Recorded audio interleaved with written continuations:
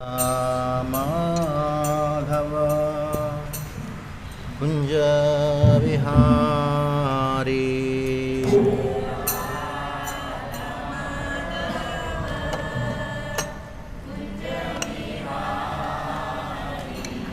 जय राधा माधव कुंज विहारी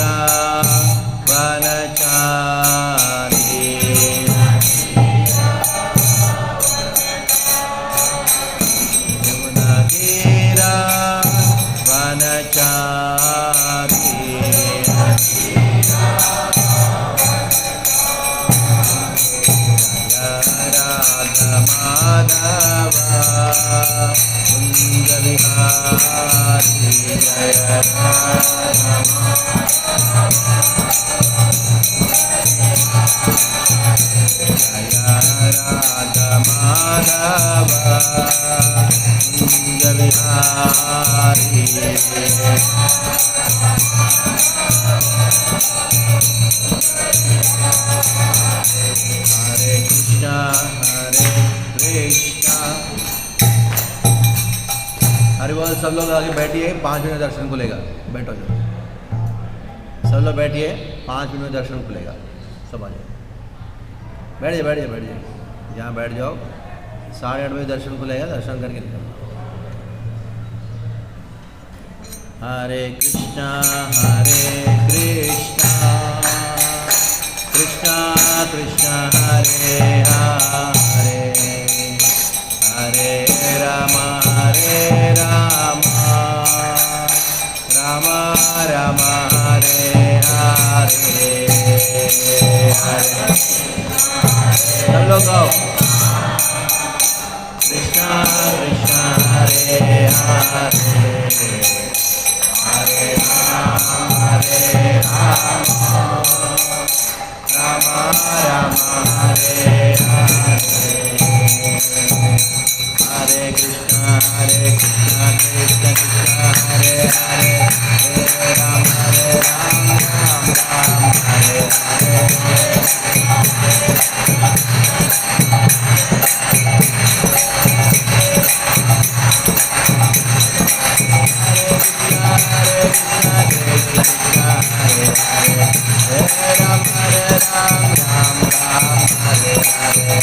Hare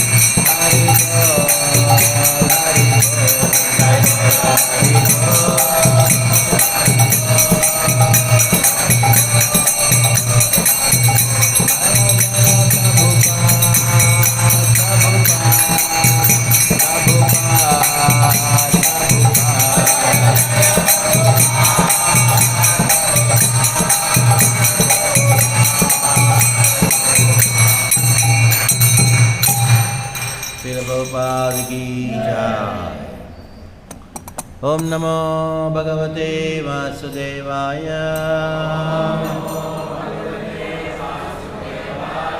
ओम नमो भगवते वासुदेवाय। ओम नमो भगवते वासुदेवाय। नारायणं नमस्कृत्य नरं चैव नरोत्तमं देवीं सरस्वतीं व्यासं ततो जयामुदीरयेत्। नष्टप्रायेषु भद्रेषु नित्यं भागवत सेवया भगवती उत्तमा श्लोके भक्तिर्भवति नैष्ठिकी। श्रीमद्भागवतम स्कंद 3 अध्याय 20 श्लोक संख्या 46। ते तो तत् जगृह रूपं त्यक्तं त्यक् परमेष्टिना मिथुनीभूय गायन्तः तं एव उषसि कर्मभिः। ते तु तज्जगृरूपम् ते तु तज्जगृरूपम् ते तु तज्जगृरूपम् त्यक्तं यत्परमेष्टिना त्यक्तं यत्परमेष्टिना मिथुनीभूय गायन्तस्स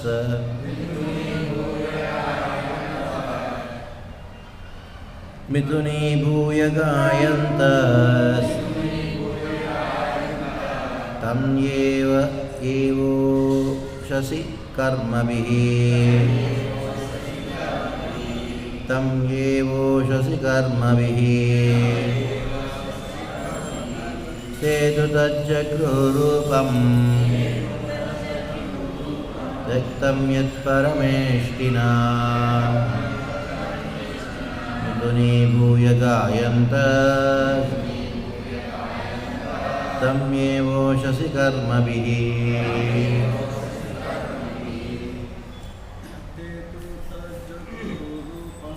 ते तु तज्जगृरूपम् त्यक्तं यत्परमेष्टिना मिथुनीभूय गायन्तस्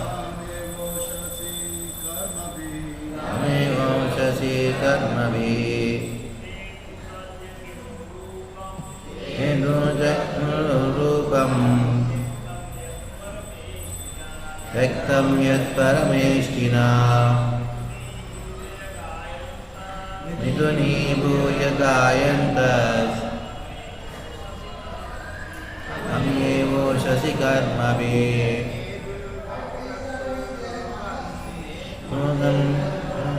रूपम् त्यक्तं यत्परमेष्टिना मिथुनीभूय गायन्तस्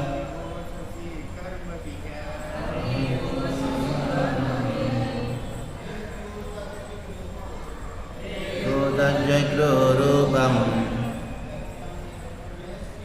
त्यक्तं यत्परमेष्टिना मिथुनीभूय गायन्तस् वाससि कर्मभिः माताजी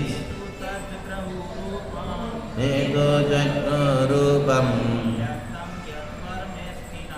त्यक्तं परमेष्टिना मिथुनीभूय गायन्तस् तं येवोषसि कर्मभिः हेतुजगृरूपम् त्यक्तं यत्परमेष्टिना मिथुनीभूय गायन्तस् येवोषसि कर्मभिः हेतुजगृरूपम्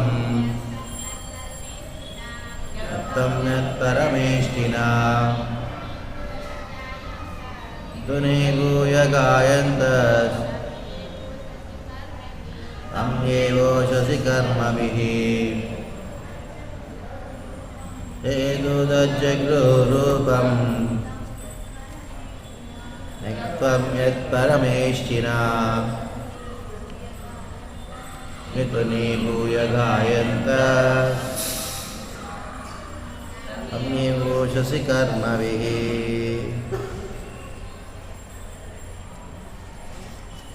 शब्दार्थ इस प्रकार है। ते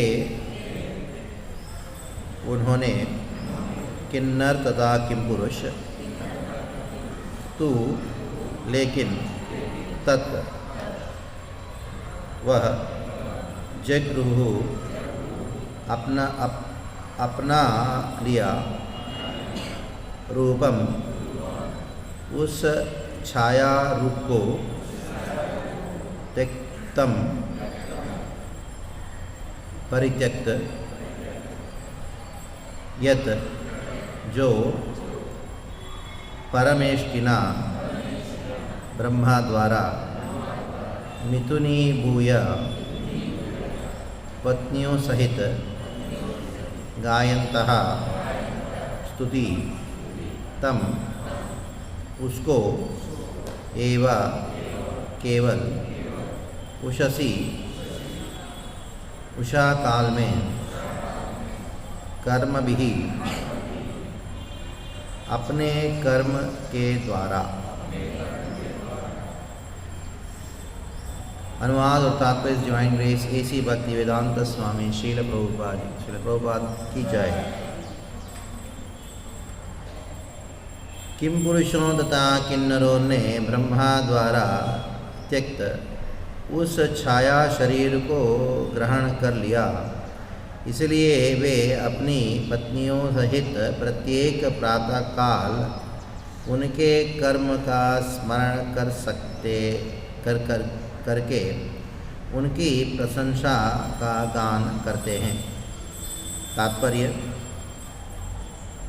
सूर्योदय के 1.5 घंटे पहले प्रातःकाल में ब्रह्म मुहूर्त कहा जाता है। इस ब्रह्म मुहूर्त में आध्यात्मिक कर्म किए जाते हैं। इस वेला काल में संपन्न क्रियाओं दिन के अन्य भाग में संपन्न क्रियाओं से अधिक प्रभावात्मक होती हैं। ओम ज्ञानविरान्दस्य ज्ञानाञ्जनशलाकया चक्षुरोन्मिलितं येन तस्मै श्रीगुरवे नमः। श्रीचैतन्यमनोभीष्टं स्थापितं येन भूतले स्वयं रूप तदा मह्यं ददाति स्वपदान्तिकं। देहं श्रीगुरौ श्रीयुतपदकमलं श्रीगुरुन् वैष्णवांश्च श्रीरूपं साग्रजातं सहगणरघुनाथान्वितं तं सजीवं साद्वैतं सावधूतं परिजनसहितं कृष्णचैतन्यदेवं श्रीराधाकृष्णपादान् सगणिता शिवशाकान्वितांश्च। हे कृष्णा करुणा सिन्धो दीनबन्धो जगत्पते हे श्रीगोपिका कान्त राधा कान्त नमोस्तुते। तप्तकाञ्चन गौराङ्गी राधे वृन्दावनेश्वरी वृषभानुसुते देवी प्रणमामि हरिप्रिये। वाञ्छाकल्पतरुभ्यश्च कृपा सिन्धुभ्य एव च पतितानां पावनेभ्यो वैष्णवेभ्यो नमो नमः। जय श्री कृष्ण चैतन्य प्रभु नित्यानंद श्री अद्वैत गदाधर श्रीवासादि गौर भक्तवृंद। हरे कृष्णा कृष्णा कृष्णा हरे हरे, हरे राम राम राम हरे हरे। हरे कृष्णा कृष्णा कृष्णा हरे हरे, हरे राम राम राम हरे हरे। हरे कृष्णा कृष्णा कृष्णा हरे हरे, हरे राम राम राम हरे हरे।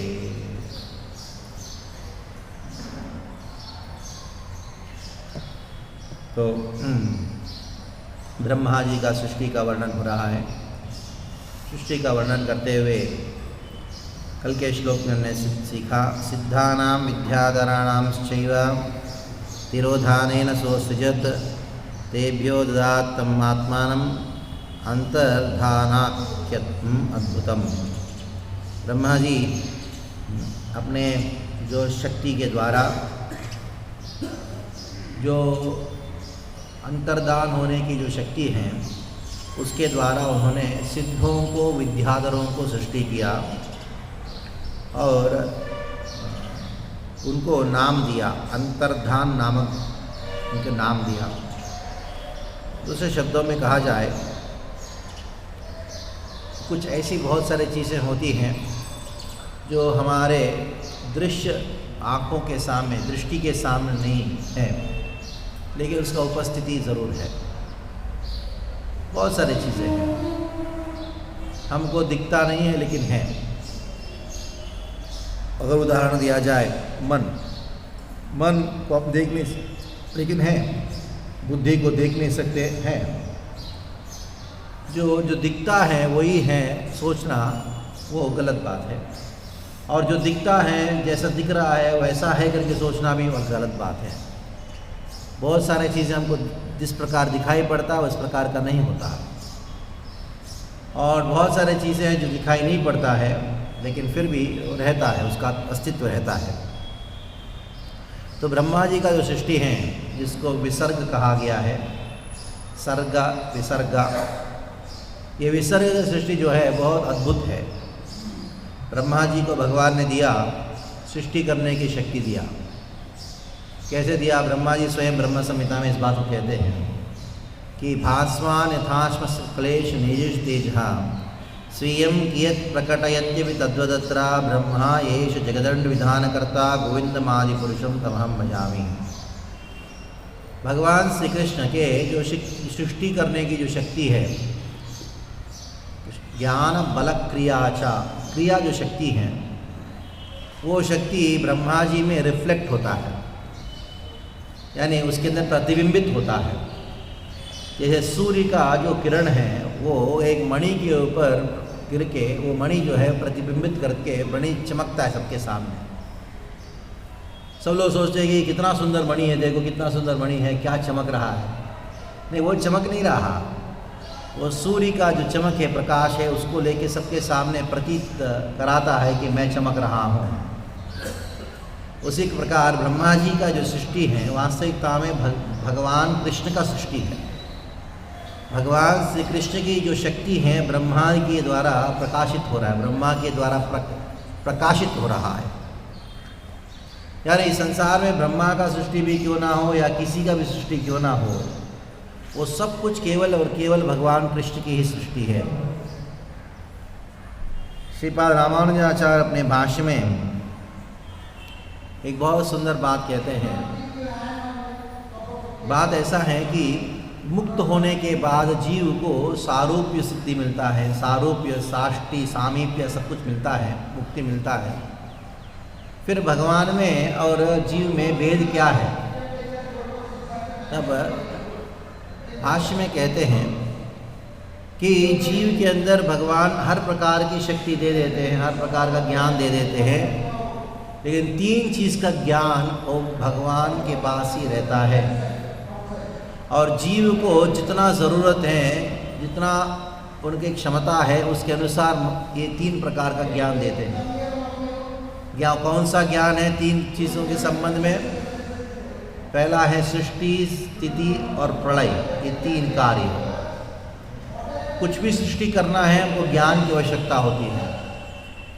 स्थिति यानी मेंटेन करना, उसको ज्ञान की आवश्यकता होती है। और प्रलय करना है, उसको भी ज्ञान की आवश्यकता होती है। ये तीन विषय में वो ज्ञान भगवान एक जीव के अंदर उतना ही देते हैं जितना ज़रूरी है, जितना योग्यता है। और जब ज़रूरत है तभी देते हैं, जब ज़रूरत नहीं है या उनके हाथ में निकाल लेगा ज्ञान।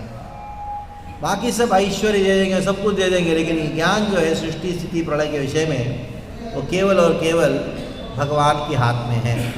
ये सब कुछ भगवान के हाथ में, लेकिन खास करके ये तीन चीज़ें वो भगवान उसी जीव के अंदर निहित करते हैं जिनको योग्यता है, जिनकी योग्यता है।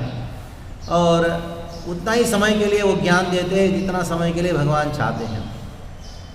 इसलिए जब भगवान का वर्णन हुआ शास्त्रों में, अलग अलग तरीके से वर्णन किया जा सकता है, लेकिन मूलभूत रूप में भगवान कौन है, जब ये प्रश्न आया उसके लिए तैत्तिरीय उपनिषद में बात कहा गया है, इतो वा इमानि भूतानि जायन्ते येन चातानि जीवन्ति यत् प्रलयन्त विषं विशन्ति तद्ब्रह्म तद्जिज्ञासस्वात्। तो यतो वा इमानि भूतानि जायन्ते, तो भगवान कौन है? जी, जनरेटर, जिनसे सब कुछ उत्पन्न होता है। यत् प्रलयन्त विषं विशन्ति, प्रलय होने के बाद जिनके अंदर सब लोग समा जाते हैं। ये न जातानि जीवन्ति, यानी जन्म लेने के बाद सभी लोग जिनके द्वारा वो सस्टेन्ड है, यानी जिनके द्वारा पालन होता है। यानी सृष्टि, स्थिति, प्रलय भगवान का परिभाषा है, जिनके द्वारा सृष्टि, स्थिति, प्रलय होता है। जब भी कोई कहता है कि भगवान कौन है, उसका प्रारंभिक परिभाषा हमको यही मंत्र देना है। क्या है वो? यतो वा इमानि भूतानि जायन्ते। भागवत में ही शुरुआत में ही कौन सा श्लोक से प्रारंभ होता है? जन्माद्यस्यतः, जन्म आदि, यानी जन्म यानी सृष्टि, स्थिति, प्रलय। आदि मतलब एक्सेट्रा, क्रिएशन एक्सेट्रा का अर्थ क्या है? जन्म मतलब सृष्टि, स्थिति, प्रलय। ये 3 चीज़ें जिसके द्वारा होता है। हर जगह, चाहे गीता हो, चाहे भागवत हो, चाहे कोई उपनिषद हो, हर जगह भगवान का वर्णन, प्रारंभिक वर्णन इसी से हुआ है। मूलभूत आधार कौन सा आधार पे हुआ है? जिनके द्वारा सृष्टि, स्थिति, प्रलय होता है। इस संसार में ब्रह्मा के द्वारा सृष्टि क्यों ना हो, या इस संसार में कोई बिल्डिंग बनाता है, कोई मशीन बनाता है, कोई कुछ खाना बनाता है, कोई बनाता है, ये भी सृष्टि है एक प्रकार का देखा जाए। ये सारे जितने भी सृष्टियाँ इस संसार में, हर प्रकार की जो सृष्टि हैं, वो केवल कृष्ण का सृष्टि करने की शक्ति का प्रतिबिंब मात्र है। It is a reflection of the Krishna's creative potency. इस संसार में कोई व्यक्ति कोई चीज़ का सृष्टि नहीं कर सकता। जैसे मंदिर का सृष्टि हुआ, बिल्डिंग का सृष्टि हुआ, हॉस्पिटल का सृष्टि हुआ, बनाया, ये केवल भगवान की सृष्टि करने की शक्ति जो है वो एक जीव में कुछ समय के लिए प्रकाशित होता है, बस तभी कोई सृष्टि हो सकता है। नहीं, मान लो कोई व्यक्ति ड्राइंग कर रहा है, कोई पेंटिंग कर रहा है, वो भी प्रकार का सृष्टि है। हाँ, वैसे देखा जाए इतना सुंदर पेंटिंग कोई कर रहा है या किया, कोई मूर्ति बनाया, कोई सब बनाया, कैसे बना पाया? उस समय उनको क्या हुआ? भगवान कृष्ण के अंदर जो सृष्टि करने की शक्ति है, एक विशेष प्रकार की सृष्टि करने की शक्ति है, उस जीव के हृदय में, उस जीव के द्वारा प्रकाशित हो रहा है। सृष्टि, स्थिति, मेंटेनेंस। कोई चीज़ को सृष्टि करोगे, उसका मेंटेनेंस, उसको पालन तो करना पड़ेगा। वो पालन करने की भी शक्ति जो है भगवान से आती है। नाश करना भी वो जीव के सामर्थ्य में नहीं है। नाश तभी कर सकता है जब वो भगवान के अनुग्रह हो। ये ब्रह्मा जी का साक्षात्कार है। श्रील भक्तिनोद ठाकुर अपने एक भजन में लिखते हैं, केशवा तुवा जगत विचित्र। हे केशव, आपका जगत जो है बड़ा विचित्र है। अगर देखिए, हर एक चीज़ विचित्र है इस संसार में। एक जगह आप पपैया का या चीकू का बीज गाड़िएगा, कुछ समय के बाद, 6 महीना, साल भर के बाद आपको मीठा पपाया मिलेगा या मीठा चीकू मिलेगा। उसके बाजू में 2 मीटर बाजू में आपने करेला का बीज डालिए, उसी पृथ्वी से आपको क्या आएगा? करेला, कड़वा आएगा। वही मिट्टी है, वही पानी है, सब कुछ वही है। आप देखो कमाल, देखो बीज का कमाल, देखो कैसे आया। एक जगह से, उसी जगह से, उसी पानी से आपको कड़वा आया और उसी पानी से आपको एक मीठा चीज़ आया। ये जगत विचित्र है। इसलिए जगत को जब देखोगे, उसको कैसे देखना चाहिए? विचित्र रूप में देखना चाहिए। विचित्रा, विशेष रूपेण चित्रा। क्या विशेषता है? एक जगह कहा गया, भगवान कहते हैं कि जगत जो है दुःखालयम शाश्वतम, ये दुखों से भरा हुआ है। और दूसरी जगह कहा गया है पूरा विश्व जो है वो केवल आनंद का अनुभूति है। जब कोई देखता है, भगवान के हाथ को देखता है इस सृष्टि के बीच में, वो केवल विश्व जो है वो आनंद का कारण बनता है। एक मुक्त जीव इस संसार में आनंद में रहता है, उनको कोई दुख का अनुभूति नहीं होता। कारण क्या है? जब आप इस जगत को भगवान से भिन्न देखोगे, भिन्न मतलब भगवान से अलग होकर देखोगे, वही जगत आपका दुख का कारण होगा। यही जगत कृष्ण के संबंध में देखोगे, वो पूर्णम सुखायते, विश्वम पूर्णम सुखायते, पूर्णम, सुख का अनुभूति होती है। जैसे मैंने कहा, एक जगह से आपको मिठास आया, दूसरी जगह से करेला आया, कड़वा आया। वही पानी है, वही पृथ्वी है, वही मिठास दे रहा है, वही कड़वापन दे रहा है। उसी प्रकार यही जगत दुख देता है एक को, यही जगत एक को सुख देता है, आनंद देता है। कारण क्या है? एक व्यक्ति जो है इस जगत के पीछे भगवान का जो हाथ है उसको भूल जाता है, और दूसरा और एक जगत के पीछे भगवान का हाथ जो है उसको देखता है। किस प्रकार हर एक कार्य के पीछे कृष्ण का हाथ है, हर एक घटना जो हो रहा है उसके पीछे कृष्ण का हाथ है। वो जो देख सकता है उसको आनंद की अनुभूति होती है, जो कृष्ण का हाथ को भूल जाता है इस दृष्टि के पीछे उसको दुख का अनुभव होता है। ये अंतर है। संसार में ना सुख रखा है ना दुख रखा है। संसार तो संसार है, जगत तो जगत है, अपना कार्य कर रहा है, लेकिन उससे सुख प्राप्त करना है, आनंद को प्राप्त करना है, उसके पीछे कृष्ण को देखो। अगर कृष्ण को नहीं देखोगे दुख अनुभूति होती है। बस यही अंतर है। पश्यन्ति ज्ञान चक्षुषा उत्क्रामंतम स्तम वापि पुंजानां वा गुणान्वितां विमूढान् अनुपश्यन्ति पश्यन्ति ज्ञान चक्षुषा। देखिए, सबसे बड़ा दुखद अवस्था क्या है? मृत्यु। या खुद का मृत्यु हो या आपके जो आप्त होते हैं उनका मृत्यु। इससे बढ़कर कोई दुख का कारण हो नहीं सकता। आप जिनसे प्रेम करते हैं उसका मृत्यु होता है तो बहुत दुख का अनुभव होता है, या खुद का मृत्यु होता है तो उस समय बहुत दुख का मृत्यु होता है। तो गीता में भगवान ने क्या किया? उत्क्रामंतम स्तम वापि भुञ्जानां वा गुणान्वितां विमूढान् अनुपश्यन्ति। मूर्ख जो है इसको देख नहीं पाता कि इस प्रकार जीव एक शरीर को छोड़कर दूसरे शरीर में जा रहा है। सूक्ष्म शरीर के साथ में एक शरीर को छोड़ के दूसरे शरीर में जा रहा है। इस बात को विमूढान् अनुपश्यन्ति, पश्यन्ति देख पा रहा है। कौन देख पाता है? ज्ञान चक्षुषा।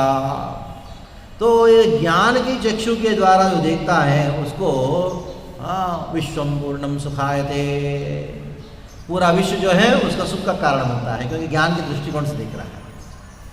इसलिए भगवद गीता भागवत में ये सब वर्णन क्यों हुआ है?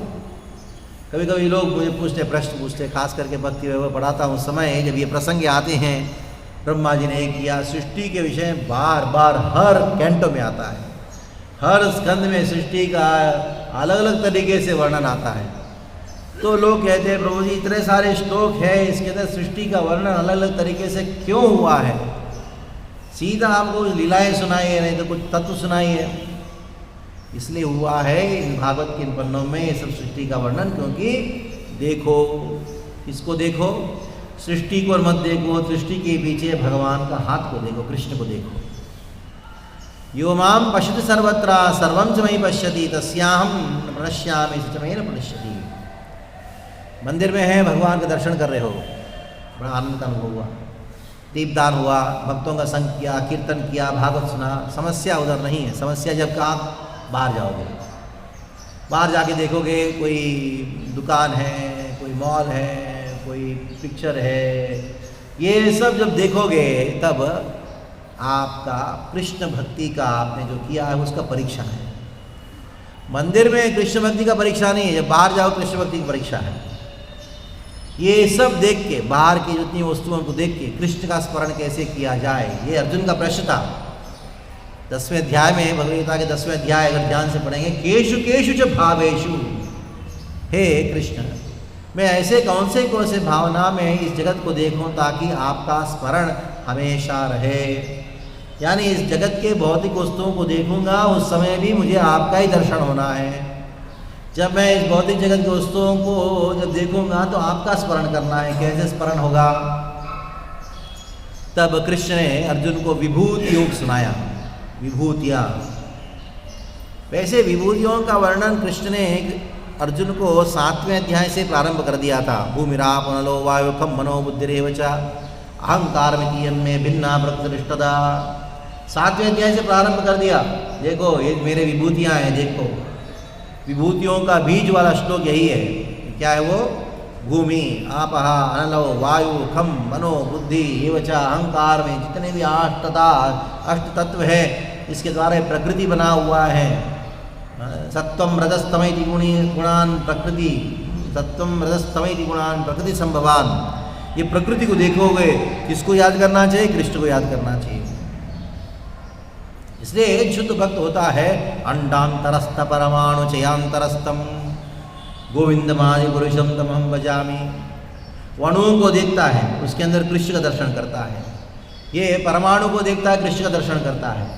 वो केमिस्ट्री लैब में देखता है, केमिकल को देखता है, उसका कृष्ण का दर्शन करता है।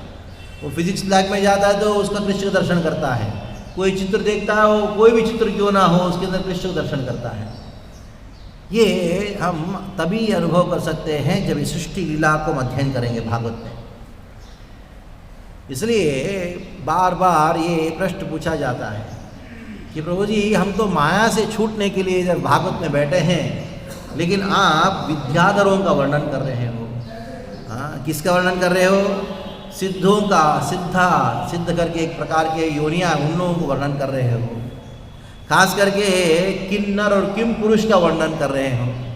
हम तो इधर बैठे कृष्ण के बारे में सुनने के लिए, आप किम पुरुष का वर्णन क्यों कर रहे हो? किम पुरुष लोक का वर्णन किया जाता है। कभी कभी आप जाके देखो 5वें स्कंद में तो अलग लोगों का, लोकालोक का वर्णन है। हाँ, कोई नरक का वर्णन है। ये सब वर्णन क्यों करते हो प्रभु? हमको तो खाली कृष्ण के बारे में सुना दो, हमको छोड़ दो। ये तो माया है। जिस माया को छोड़ने के लिए कहते हैं, उसी माया के बारे में बैठ के सुना रहे हो, क्यों? कारण क्या है?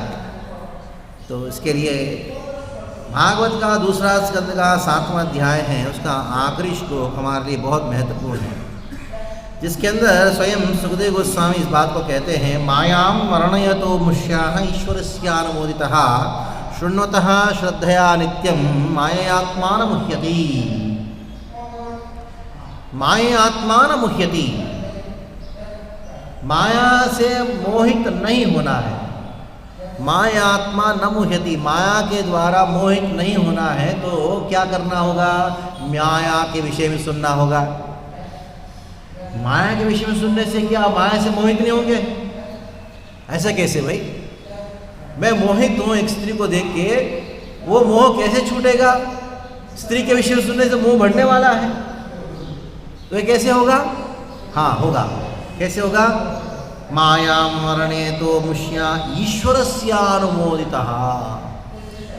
ईश्वरस्य अनुमोदितः, जैसे भगवान ने माया का वर्णन किया है, या भगवान के संबंध में जब माया का वर्णन किया जाता है, उस वर्णन को शृण्वतः सुनता है। कैसे?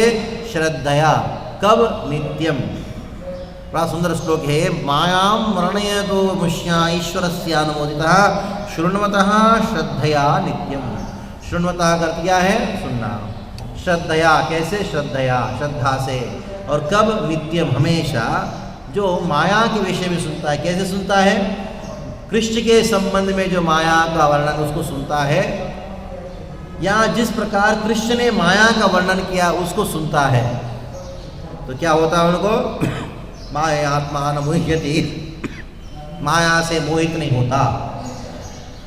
तो भागवत में जहाँ जहाँ सृष्टि का वर्णन हुआ है, ये सब के पीछे एकमात्र उद्देश्य है, माया से मोहित ना हो जीव, उसके लिए माया का वर्णन किया गया। कांटे से कांटे को निकाला जाता है।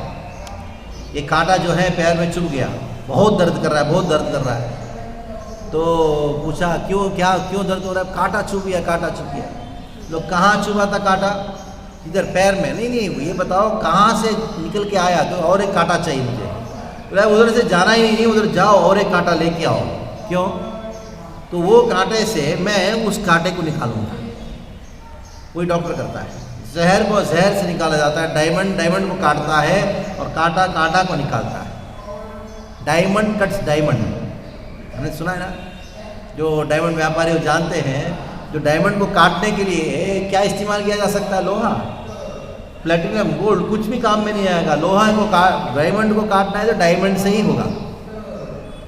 जहर को निकालने के लिए जहर ही होगा, और कोई अमृत से जहर नहीं जाता। जहर को निकालना तो जहर ही होगा। आयुर्वेद में अभी शरीर में जहर भर गया तो उसको निकालने के लिए और एक जहर डाला जाता है। जहर को जहर निकालता है, कांटा को कांटा निकालता है, और माया को माया निकालता है। इसलिए माया से जो डरता है ना, उसको मायावादी कहा गया है। माया से डरो मत, क्योंकि माया कृष्ण की है। वो कृष्ण की कैसे वो देखो, how Maya belongs to Krishna. तब माया से डरने की जरूरत नहीं, माया खुद भाग जाएगी। माया से मुक्त हो जाओगे कब? जब कृष्ण के संबंध में माया के विषय में श्रवण करोगे। इसलिए भागवत में जहाँ जहाँ इन चीज़ों का, इन तत्वों का वर्णन आता है, तब हमको सब बड़े ध्यान से देखना होगा, ध्यान से सुनना होगा कि ये सब कृष्ण की माया शक्ति है। इतेतार्थम यत् प्रतीयेच्चात्मनि तम विद्यात् आत्मनो माया मिथा भासो तथात्मः। ये माया है क्या? वो केवल और केवल कृष्ण की शक्ति है। कृष्ण के संबंध के बिना कोई वस्तु को देखना वो माया है, लेकिन कृष्ण के संबंध के साथ जब कोई वस्तु को देखोगे वो माया नहीं है। तो अभी आज का श्लोक और जो इसके पहले वाला श्लोक उसको थोड़ा सा चर्चा करने के प्रयास करेंगे। ब्रह्मा जी का सृष्टि में अलग अलग योनि को सृष्टि हो रहा है। तो ब्रह्मा जी ने विद्याधरों का, सिद्धों का सृष्टि किया। कैसे सृष्टि किया? उनके अंदर जो शक्ति है, अंतर्धान होने की शक्ति है, उस शक्ति से विद्याधर और सिद्धों का सृष्टि किया। इसलिए विद्याधरों में और सिद्धों में अंतर्धान होने की शक्ति होती है, और अंतर्धान होने की शक्ति इतना प्रबल होता है उनके अंदर, वो कभी भी कोई विद्याधर आपके सामने प्रकट हो सकता है, कभी अप्रकट हो सकता है। हम लोग 50 लोग बैठे हैं, हो सकता है विद्याधर प्रकट हो जाए, 2 ही लोग देख पाएंगे, बाकी लोग देख नहीं पाएंगे।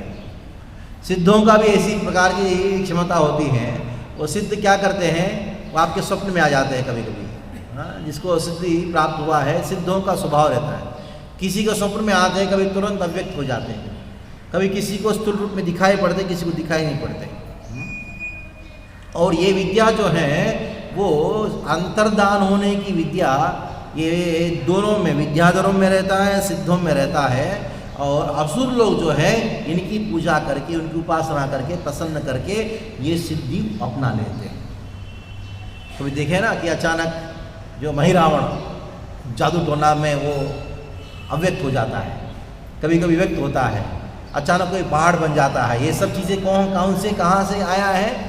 भगवान ने असुरों को नहीं दिया, सिद्धों को दिया, विद्याधरों को दिया, लेकिन उन लोगों से असुर न सीख के उसको दुरुपयोग करते हैं। उपयोग दुरुपयोग की बात है, ऐसे है, ऐसा लोग हैं।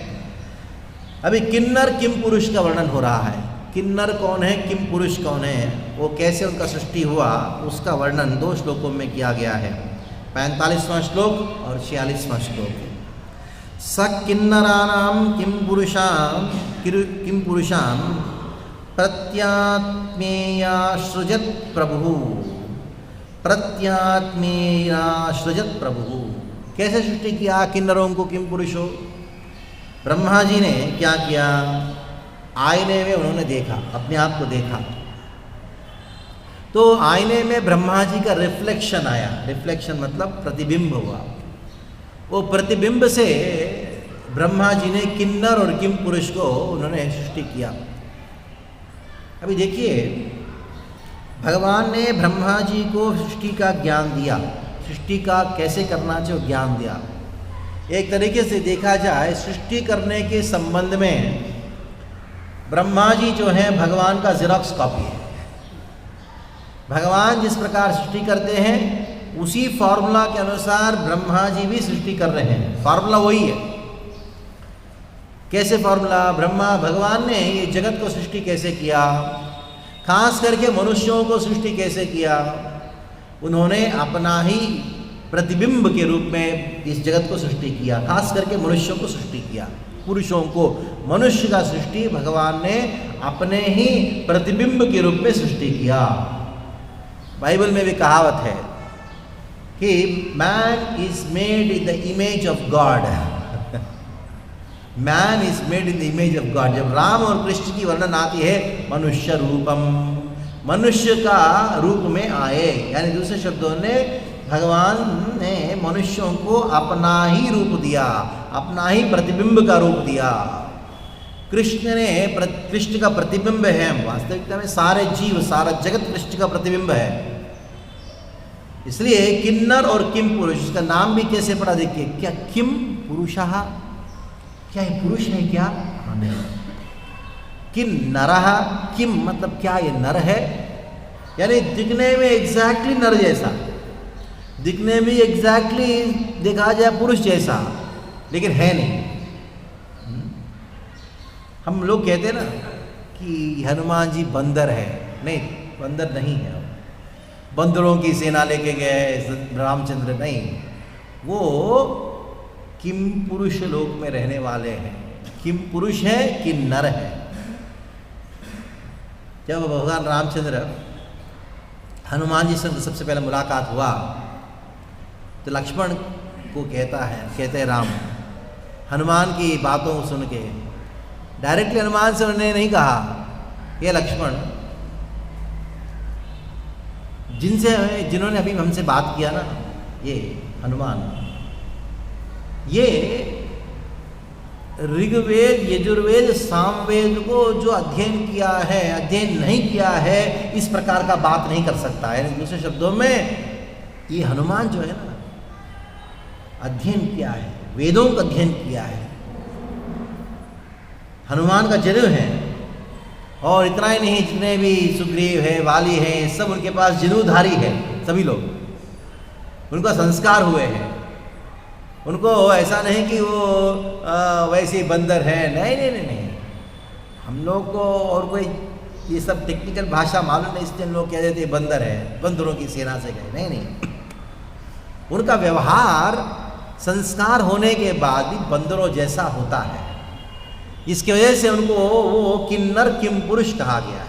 वो किन्नर और किम पुरुष है। आज भी हनुमान जी रामचंद्र को उपासना कर रहे हैं। कहाँ कर रहे हैं? किम पुरुष लोक में रामचंद्र नित्य रूप में निवास करते हैं, और उधर हनुमान जी जो है रामचंद्र का आज भी उपासना करते हैं। 5वां स्कंद में उसका वर्णन आता है। 5वां स्कंद में जब अलग अलग लोकों में भगवान किस प्रकार प्रकाशित होते हैं, किस प्रकार भगवान अलग अलग लोकों में अलग अलग रूपों में निवास करते हैं, उनका वर्णन हमको प्राप्त होता है 5वां स्कंद का 19वां अध्याय में। जब सुखदेव गोस्वामी वर्णन कर रहे हैं, किम पुरुषे वर्षे भगवंतम आदि पुरुषम लक्ष्मणाग्रजम सीताभिरामं रामं तच्चरण सन्निकर्षाभिरष्ट परम भगवतो परम भागवतो हनुमान सह किं पुरुषैः अविरतः भक्तिरुपासते। भागवत का 5वां स्कंद का 19वां अध्याय का पहला श्लोक देखिए। सुखदेव गोस्वामी का वर्णन कर रहे हैं कि किम पुरुषे वर्षे,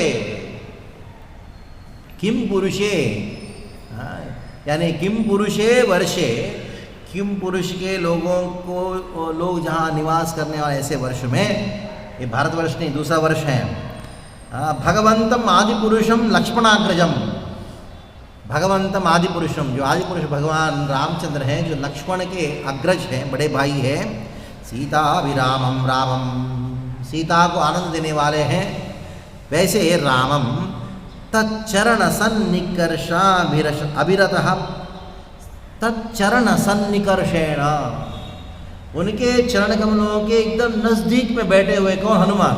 कहाँ बैठे? किम पुरुष लोक में बैठे, इसलिए वो किम पुरुष जाति के। तो आप बोलोगे प्रभु जी वो किम पुरुष लोक में निवास करते हैं, तो इधर रामचंद्र जब पंपा सरोवर के पास गए, उधर ये सब कैसे थे? वो त्रेता युग की बात है। उस समय किम पुरुष और किन्नर जैसे आते जाते हैं, इस जगत में आते जाते रहते थे। जैसे अभी पहले ज़माने में ऐसा था कि कोई अमेरिका जाता था 4-5 साल के बाद। अभी कैसा है, अमेरिका गया तो किसी का मृत्यु हुआ, तुरंत 1 हफ्ते बाद फ्लाइट है, आ जाता है, आना जाना रहता है। तो वो टाइम में ऐसा था कि स्वर्ग के लोग जो हैं, जैसे ही रोज़ आना जाना, मान लो मंदिर में है तो इंद्र आके दर्शन किया, दंडवत किया, और सब लोग देख पा रहे थे, इंद्र को बातचीत कर पा रहे थे। ऐसे स्थिति था सतयुग में, त्रेता युग में, द्वापर युग में। तो द्वापर युग में युधिष्ठिर महाराज ने राजसूय यज्ञ किया। उस समय सारे देवता लोग आए थे, इंद्र भी आए थे। इंद्र अपने साथ में देवताओं के साथ में आके दूर से देखा, पूछा ये कौन सा नगर है? तो इंद्र के अनुचर ने कहा, देखो ये नगर नहीं है, ये पंडाल है। इंद्र बेहोश हो गया। इंद्र ने जब ये पंडाल को देखा, राजसूय सभा का राजसूय यज्ञ युधिष्ठिर ने किया, उधर का पंडाल मात्र देख के उन्होंने सोचा कि यहाँ कौन सा शहर है, ये अमरावती मेरा जो शहर है उससे अद्भुत दिखाई पड़ रहा है। यानी दूसरे शब्दों में युधिष्ठिर महाराज के राजसूय यज्ञ का पंडाल जो था वो इंद्र का अमरावती से भी श्रेष्ठ था। जब पंडाल शहर से श्रेष्ठ होता, आप देखो उनका शहर कैसे होगा, इंद्रप्रस्थ कैसे हुआ रहेगा। तो देख के इंद्र बेहोश हो गया। यानी इंद्र का आना जाना, लोगों का बातचीत होना, और उनका भी जैसे कुछ कोई बॉम्बे में कोई रहता है, उसका सेकंड होम रखते हैं ना कहीं, कोई करजत में या कोई अन्य जगह पे, कोई वाड़ा में कहीं लेके रखते नदी के किनारे। तो वैसे देवताओं को भी कुछ घर हुआ करते थे ना, किन्नर किमुष का आना जाना सब कुछ रहता था। और उनको पंपासुर बहुत अच्छा लगा, वाली को अच्छा लगा, सुग्रीव को अच्छा लगा। किन्नर किम पुरुष उस समय थे, इसी पृथ्वी में जाके देख पा रहे थे। लेकिन अभी वो देखते अरे कलयुग आ गया है, हम नहीं जाएंगे, जाएंगे तो अव्यक्त रूप में जाएंगे। पहले किन्नर किम पुरुष इधर ही रहते थे, आना जाना सब कुछ था। इसलिए कहा गया है रामम तच्चरण सन्निकर्षाभिरतः, अभिरतः सन्निकर्ष अभिरतः, बहुत सुंदर शब्दों का इस्तेमाल करते हैं। रामचंद्र के चरण कमलों के एकदम नज़दीक में बैठे हुए हैं और हमेशा रामचंद्र के चरण कमलों का सेवा कर रहे हैं हनुमान जी। परम भागवतो हनुमान, सुखदेव गोस्वामी कहते हैं परम भागवत। ये हनुमान कौन है? परम भागवत, साधारण भागवत नहीं है। सह किम पुरुष ही सेवा कर रहे, कैसे कर रहे? अकेले अकेले कर रहे क्या? नहीं कर रहे हैं हनुमान जी। सह किम पुरुष ही, सह किम पुरुष ही करते क्या है? उनके साथ में रहने वाले, किम पुरुष लोक में रहने वाले किम पुरुषों के साथ में अविरतः भक्ति ही उपासते। अविरतः भक्ति ही, अविरता मतलब बिना रुकावट के 24 घंटा कांस्टेंट प्योर डिवोशनल सर्विस कर रहे हैं हनुमान जी।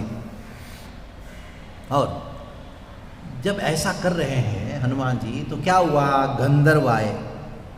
कहाँ? किम पुरुष लोक में गंधर्व आए।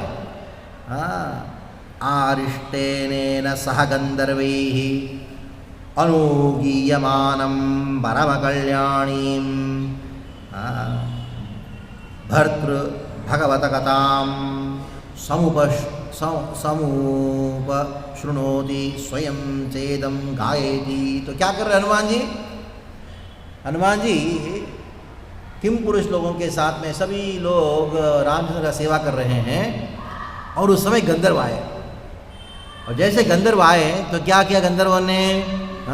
अनुगीयमानाम, वो भी गान करना प्रारंभ कर दिए रामचंद्र की लीलाओं को।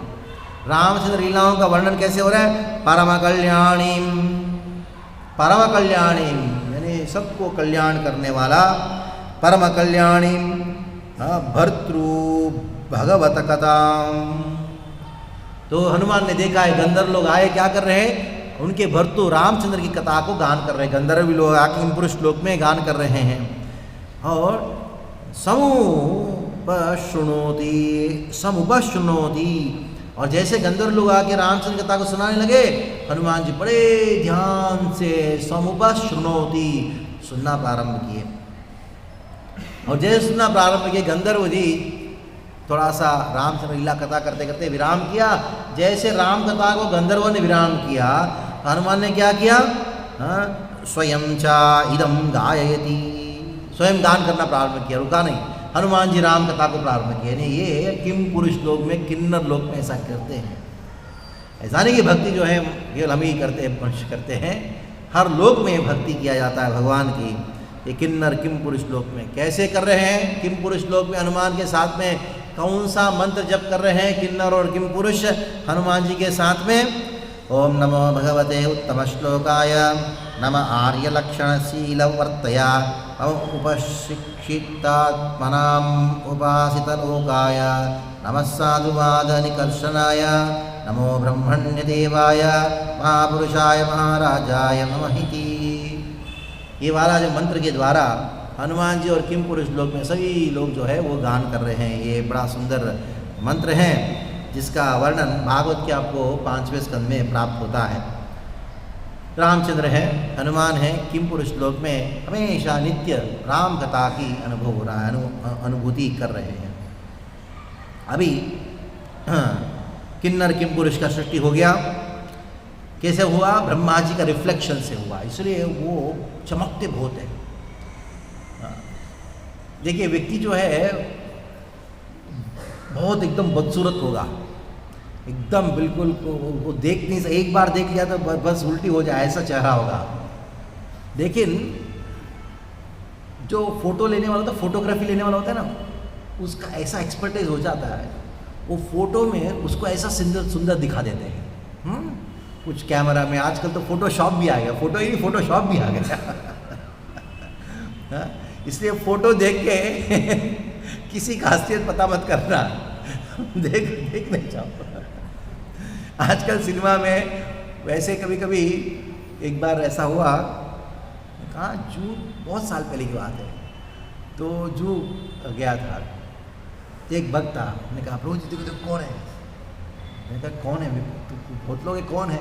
जानते हो ये बड़ा हीरोइन है। मैंने कहा हीरोइन तो सुंदर होना चाहिए ना। ये कैसे हीरोइन हो सकता है? क्योंकि वो मूवी में बना देते हैं ऐसा। तो रिफ्लेक्शन होता है, आईने में होता है या फोटो में होता है, उस पर स्वाभाविक तरीके से लोग जो है उससे ज़्यादा सुंदर, बहुत ज़्यादा सुंदर दिखाई पड़ते हैं। ऐसा देखा गया है। इसलिए कैमरा में ये फोटो देख के विचलित मत होना। ये पूरा जगत भी भगवान का ही रिफ्लेक्शन है। वास्तविकता में उसको ग्रहण यथाभास होता तमहा रिफ्लेक्शन है। तो ये ब्रह्मा जी का रिफ्लेक्शन है, यानी रिफ्लेक्शन का रिफ्लेक्शन है। ये प्रतिबिंब का प्रतिबिंब है, इसलिए दिखने में बहुत सुंदर लगते हैं लेकिन वो है नहीं। उन लोगों ने क्या किया, किन्नर और किम पुरुष को जैसे उन्होंने प्रकाशित किया, सभी लोगों ने सोचा, सारे किम पुरुषों ने सोचा मैं बहुत सुंदर हूँ, मैं बहुत सुंदर हूँ, मैं बहुत सुंदर हूँ। सभी लोगों ने सोचा आत्मभासम, जैसे व्यक्ति आईने में देख के सोचता है कि मैं बहुत सुंदर हूँ, भले वो बंदर जैसा भी क्यों ना हो। ये जो मैं सुंदर हूँ करके भावना कहाँ से हुआ? ये ब्रह्मा जी ने आईने में देखा, किन्नर किम पुरुष हुआ। जिसके ऊपर किन्नर किम पुरुष का आवेश होता है वो हमेशा सोचता है कि मैं बहुत सुंदर हूँ।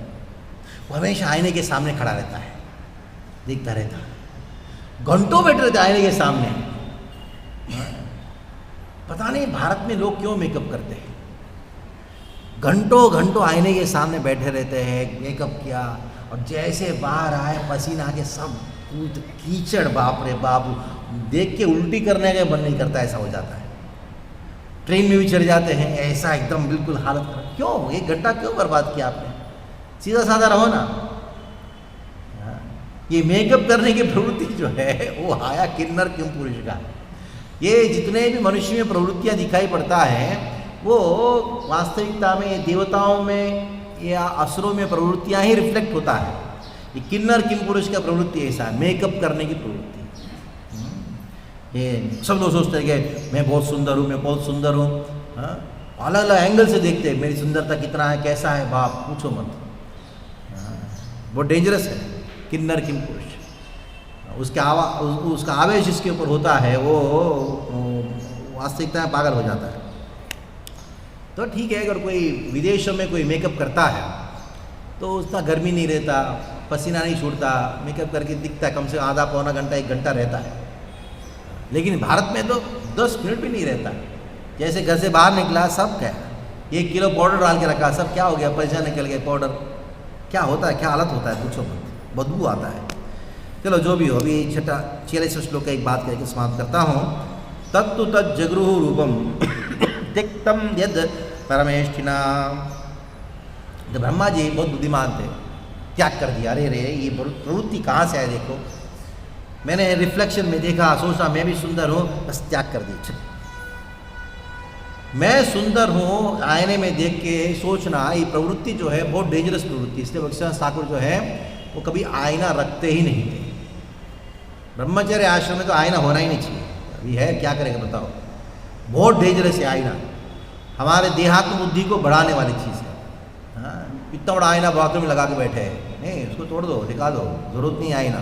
क्या जरूरत है, ब्रश कर रहा है आईने में देखे ब्रश कर रहे हैं, पागल, क्या क्या जरूरत है भाई? हाँ, बाथरूम में आईने की क्या ज़रूरत है? क्या थोड़ा सा ज़रूरत पड़ेगा तो जितना ज़रूरत है उतना लेना चाहिए बस। हाँ, उसके ऊपर किसी ने एसिड डाला था बहुत साल पहले, वो खराब हो गया, मतलब बहुत अच्छा हो गया। चलो बाद में किसी ने चेंज भी कर दिया उस आईने को। हर रूम में इतना बड़ा आईना है, नहीं, बहुत डेंजरस है। ब्रह्मा जी ने त्याग किया, क्योंकि जब आप अपने आप को आईने में देखते हो तो देखते रहोगे मैं कितना हूँ, मेरे बाल कहीं सफ़ेद तो नहीं हो गया है।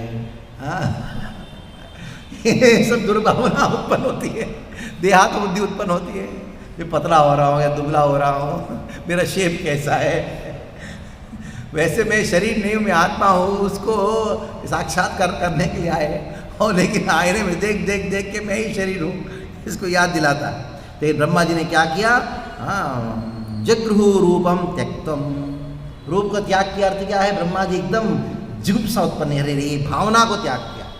क्या, आईने में देख के अपने आप को सुंदर समझने की जो भावना है उसको त्याग किया, और किम पुरुष और किन्नर ने उसको लेके अपना शरीर बना लिया।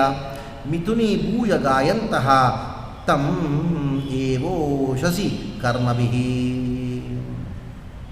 तो एक अच्छा काम किया किन्नर किम पुरुष ने, कम से कम अपने पिता को याद किया और उनके पिता के ब्रह्मा जी को का गुणगान करने लगे। कब गुणगान करने लगे, उषक काल में गुणगान करना प्रारंभ किया।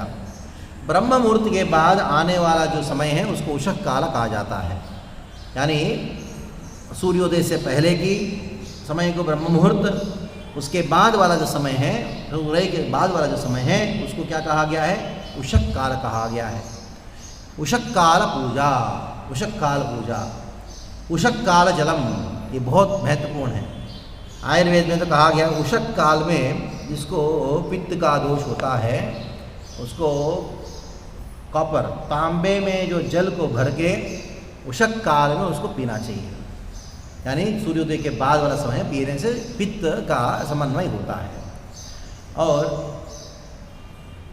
दिन भर भगवान की पूजा होती है, उनमें से सर्वश्रेष्ठ पूजा जो है ब्रह्म मुहूर्त, जो ध्यान के द्वारा होता है, और उसके बाद सर्वश्रेष्ठ पूजा मध्याह्न काल का जो राजभोग हम करते हैं, मध्याह्न पूजा, इसको महापूजा कहा जाता है। और जो गाय के साथ में भगवान की जो पूजा होती है वो उषक काल में होता है, इसके लिए उषक काल पूजा भगवान के अति प्रिय है। ये पंचरात्रों में और वैदिक सभ्यता वैज्ञानिक आगमों में भी उषक काल पूजा की महिमा का गान बहुत हुआ है। वो समय में सबके सामने प्रदर्शित होकर भगवान पूजा स्वीकार नहीं करते, अंदर ही अंदर पूजा स्वीकार करते हैं। क्यों? गाय के साथ में, अपने परिवारों के साथ में, परिचरों के साथ में पूजा स्वीकार करते हैं। उषक काल का पूजा दिन बहुत उसका महिमा, उसका विशेषता अनेकों शास्त्रों में वर्णन है। ये हमको ये ध्यान रखना चाहिए। उषक काल में किन्नर किम पुरुष ने ब्रह्मा जी को स्तुति किया, क्योंकि उनको उन्होंने शरीर प्रदान किया। इससे हम आज का श्लोक का विवरण समाप्त करेंगे। हरे कृष्णा कृष्णा कृष्णा हरे हरे, हरे राम राम राम हरे हरे। ग्रंथराज श्रीमद् भागवतम की जय, श्रील प्रभुपाद की जय।